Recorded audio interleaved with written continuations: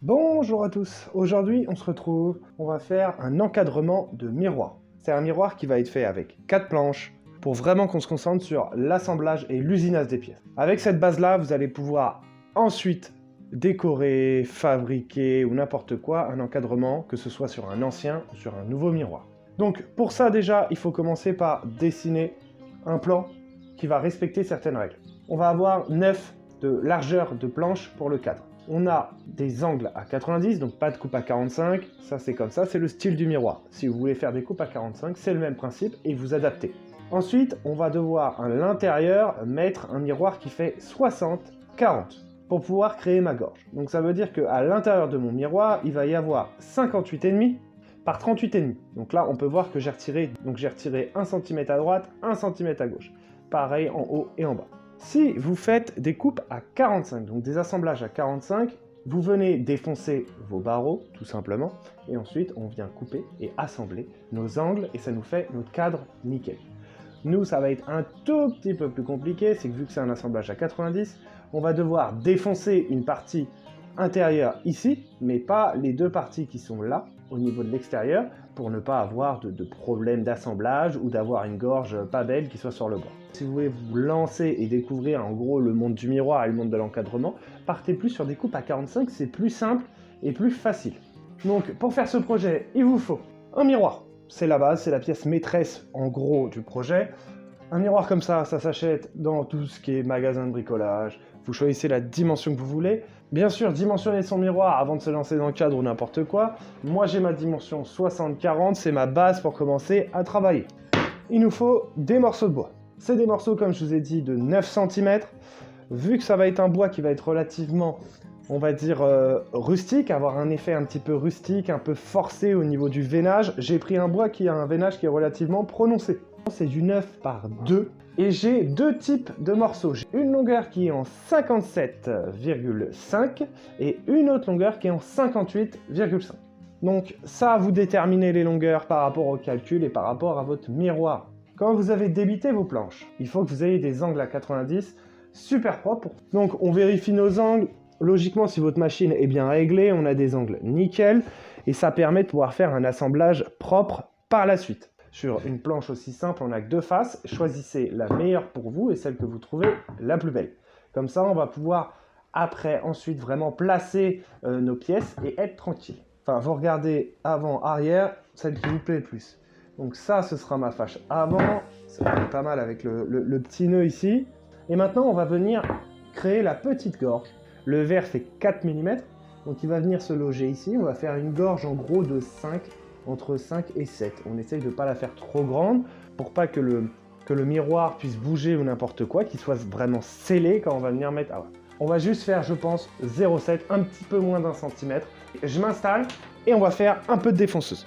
On positionne notre pièce en bord de table, on prend un serre-joint et on vient bloquer. Bien bloquer sa pièce, au moins vous êtes tranquille. On vient tranquillement régler notre défonceuse. Je mets logiquement mon 0,7, je la place et je vérifie. Parce que si vous ratez, il faut recommencer dès le départ. Donc là, j'ai un petit peu moins que 0,7. Et ensuite, on défonce.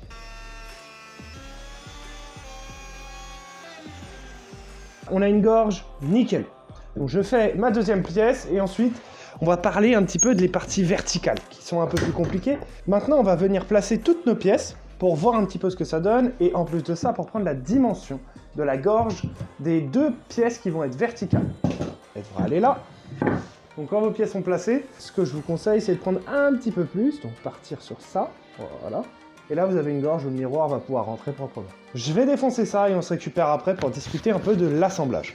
Vous êtes nickel, on peut passer à l'assemblage. Ça sert à rien de partir sur un gros ponçage ou n'importe quoi. Moi, j'ai juste mis un petit coup de ponçage à l'intérieur et tout ce qu'en gros, il dépassait quand j'ai fait mon usinage. La gorge, ça ne sert à rien de l'avoir face à vous. Il vaut mieux que vous ayez votre face avant pour savoir exactement si vos angles sont propres, si votre assemblage se passe bien. On va venir placer nos pièces à peu près comme il faut. Pour ça, je suis parti sur de l'assemblage cheville à bois. Donc la cheville à bois, c'est des trucs qu'on trouve partout, c'est très simple d'accès et c'est relativement simple d'utilisation. Il vous faut 2-3 trucs. Donc déjà, il vous faut de la cheville à bois. Moi, c'est de la cheville à bois de 1 cm, c'est du 10. On va en mettre déjà 2 de chaque côté. Pour pouvoir installer ça, il va vous falloir un forêt, c'est la taille de la cheville. un petit scotch.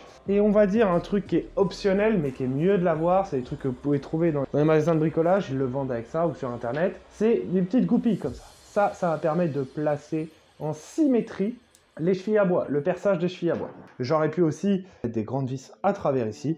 C'est largement possible, mais là aujourd'hui j'ai envie de me faire plaisir, on va faire ça en full bois, sans vis. Déjà, on débute par la vérification de notre angle. En fin de compte, à l'assemblage cheville à bois, obligatoirement vous devez avoir un angle, on va dire parfait, une coupe nickel. Parce qu'en fin de compte, c'est la pression que vous allez mettre dessus et le serrage qui va faire la fixation. Donc si vous avez un angle, une coupe qui est mal faite, qui est un peu comme ça, votre angle il sera comme ça. Donc déjà, il faut que vos jointures et vos coupes soient nickel chrome. Donc en gros, ce serait ici que j'aurais un défaut. Touchez tranquillement à la ponceuse pour que vraiment l'angle soit nickel. Quand vous avez réussi à faire un bel angle, l'angle que vous voulez, vous vous arrêtez au niveau que vous souhaitez. On va venir faire 2 traits. Essayez de ne pas trop vous mettre vers la gorge, essayez de laisser quelques centimètres au niveau du bord. Et hop, on fait 2 traits, et ça correspond aux 2 chevilles qui vont être là, tout simplement. On va venir tracer là, donc on se met en gros dans l'axe. Et ensuite, tout simplement, on va venir percer. Pour ça, on se munit de l'équerre et de la perceuse. Ça fait partie de la petite préparation. On va prendre la moitié, un petit peu plus de la moitié de la cheville. On va venir se positionner comme ça et on va venir mettre un scotch. Parce que toute la résistance de votre cadre va être faite là-dessus. Donc il faut que vos perçages soient propres, soient bien dimensionnés pour que vous ayez un maximum de résistance. Ensuite, on va se mettre sur la tranche. Et là, c'est pareil, c'est une partie importante. Il faut percer droit. Essayez de, quand vous allez vous positionner, déjà vous plantez bien votre pointe pour être sûr de percer au bon endroit. Et ensuite, essayez d'être droit. Vous vous écartez, vous penchez la tête et vous regardez votre forêt. Et regardez si votre cheville elle est nickel. Donc là, ma cheville, quand je vais la mettre, elle va être un petit peu serrée, mais pas trop, juste ce qu'il faut. On vient mettre les petites goupilles dedans. Moi, ce que je vous conseille par contre, c'est de mettre un petit coup de savon sur vos trucs. Ça vous permettra de le ressortir plus facilement après. Parce que des fois, c'est un peu relou et on abîme les pièces en bois. Tac, tout simplement. Et ensuite, on va revenir se positionner comme on était tout à l'heure. Donc, comme vous le voulez, bien sûr, vérifiez bien que vous n'ayez rien sur la table qui va créer une surépaisseur ou n'importe quoi. Et on vient se repositionner. On essaie de se remettre comme avec les traits. Donc là, c'est le moment un petit peu décisif où il faut être précis. Voilà. En gros, ça va être comme ça. Et ensuite, dès que vous avez placé et que vous êtes bon, on prend le petit marteau. Tac. On a les traits qui tombent bien. Logiquement, quand je vais mettre mes chevilles, je vais être nickel. On retire. Et là, on a nos 2 marques. Hop. On vient retirer les petits goupillons. Je sais pas du tout comment ça s'appelle ça. On vient retirer ça. Hop, impeccable. Impeccable. Et on vient percer proprement ici. Donc je me mets à la verticale. Si vous voulez vous mettre à l'horizontale, vous mettez à l'horizontale. Moi je me mets à la verticale pour pouvoir vérifier mon forêt. Pour voir s'il est vraiment bien droit. Hop. Et on perce jusqu'au scotch. Donc là on va faire ça sur nos 4 coins. Et ensuite on assemble. Donc je vous mets en accéléré. Et on se récupère pour l'assemblage.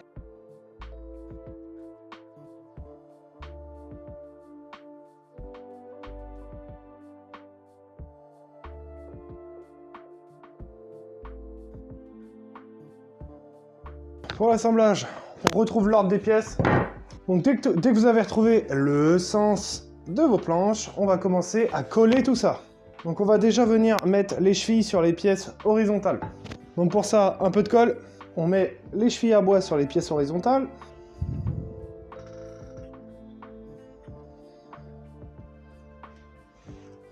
Impeccable. Si ça dégueule un petit peu comme ça, c'est qu'on est pas trop mal. Ok, et là on va attaquer la partie la plus importante. On va prendre 2 grands serre-joints. Donc laissez les serre-joints d'1 mètre, donc ça suffira largement. On va tout simplement venir mettre un petit peu de colle ici. Et on va venir tranquillement amorcer les chevilles dans le trou. Hop, ils sont amorcés dedans. Comme ça on est sûr que quand on va serrer, on va être bon. On fait pareil de l'autre côté. Hop, et là on va utiliser les serre-joints. Le but du jeu, c'est que le serrage soit homogène et que tout se referme en même temps. Donc là, par exemple, en bas, on commence à être nickel. Donc là, on va prendre la colle et on va venir insérer. Si ça coule en dessous, c'est pas grave. Tant qu'il y a de la colle, hop, et là, on va venir serrer. On serre doucement et on va jusqu'au contact. Moi, j'en mets un de chaque côté. Et comme ça, c'est nickel. Quand vous avez fini de serrer, on vient de checker les angles, logiquement, ils sont bons. Si tout s'est bien passé, on a un bel angle propre. Vous vérifiez les 4. Et ensuite, on met ça en séchage pendant au moins 8 heures pour être tranquille. Allez, et on se retrouve dans 8 heures. Bon, on se retrouve après une petite nuit de séchage. Donc comme vous avez pu le voir, je l'ai bien serré, bien mis en place pour pas qu'il puisse bouger. Quand je l'ai mis en place, quand je l'ai serré et que j'ai mis tous les serre-joints, j'ai vérifié que mes angles étaient bons. Donc maintenant, on va démonter et on va voir si c'est bien sec et que ça a bien pris et que tout est nickel. Donc d'après ce que je vois, il a bien eu le temps de sécher. On a des pièces qui sont relativement solides, ça suffit largement pour un miroir. Donc cheville, collage, on a quelque chose de propre. Maintenant on va vérifier les angles pour voir si tout est bon. Donc là on a des angles qui sont nickel, on a vraiment un bel angle à 90. Donc le travail a bien été fait, c'est nickel. Donc à partir de là, vous avez fait vraiment la partie la plus dure. Maintenant, c'est plus que de l'esthétique. Vous avez déjà la structure globale. Maintenant, on va venir faire l'esthétique. Donc ponçage, le contreplaqué à l'intérieur et la mise en place du miroir. On va maintenant faire l'esthétique. Donc pour l'esthétique, comme vous avez pu le voir sur le schéma au début, on va avoir des bords arrondis, on va avoir des angles arrondis. On va faire un gros ponçage de la totalité. Et je pense que je vais rajouter, après ça c'est juste une petite question de décoration, je vais rajouter une petite baguette au bord ici, pour que ça fasse en gros un décroché et que ça fasse comme si c'était mouluré. Moi je vais partir sur le ponçage de tout ça, on va se mettre tranquillement en accéléré. Donc c'est parti, on part là-dessus.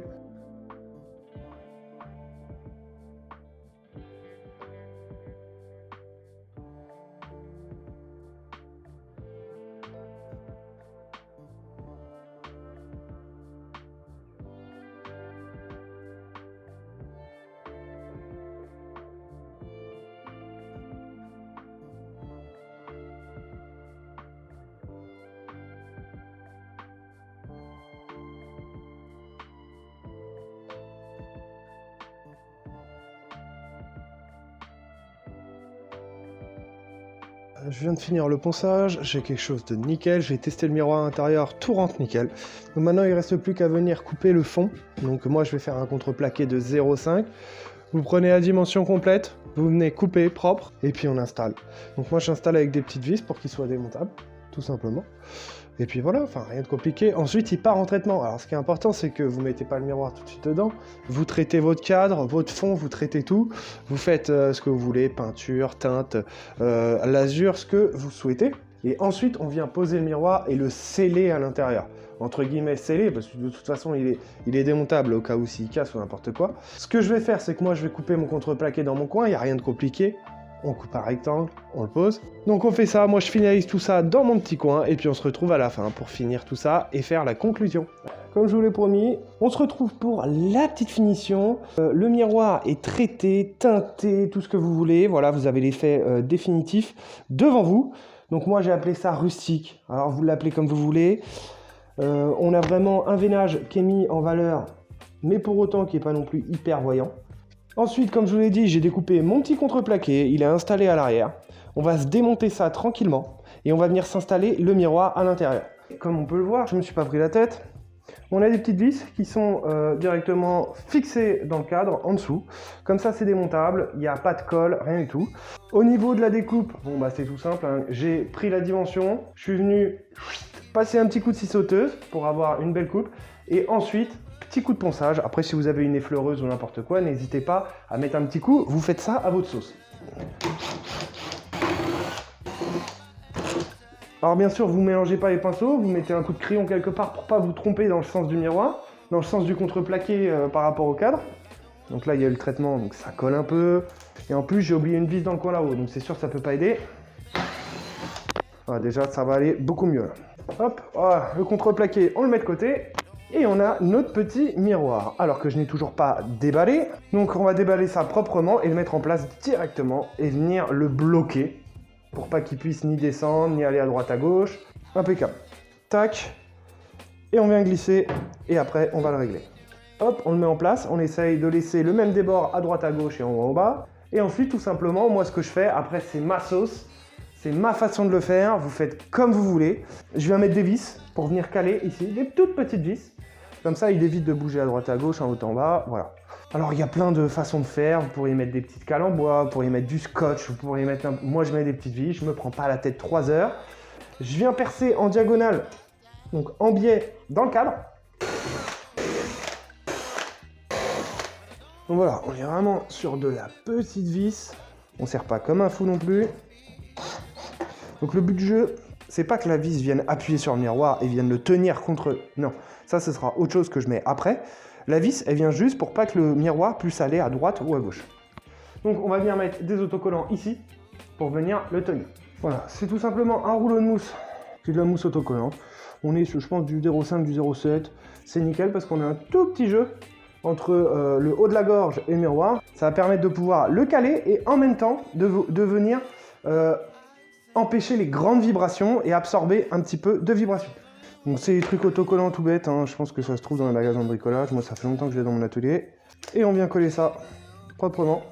Hop. Impeccable. Voilà, après si vous avez du double face un peu épais, ça marche très bien aussi. Le but du jeu c'est vraiment de venir le mettre sous pression entre le contreplaqué et le cadre. Et ensuite on réinstalle tranquillement le contreplaqué.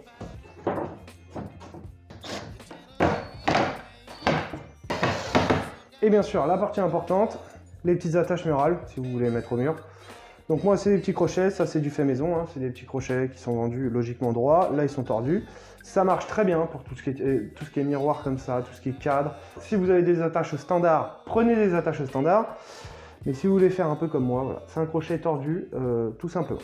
Donc je vais fixer ça au bon endroit, au bon machin, bon tout ce que vous voulez. Et on se retrouve à la fin pour faire une petite conclusion. Allez c'est parti. Et donc voilà, on a un petit miroir. Donc comme je vous ai dit, c'est un miroir qui est relativement simple. Après, vous pouvez le décorer comme vous le souhaitez, c'est vraiment, faut se faire plaisir. Bien sûr, si vous voulez récompenser mon travail, n'hésitez pas à vous abonner. Et puis on se retrouve la semaine prochaine avec un nouveau projet.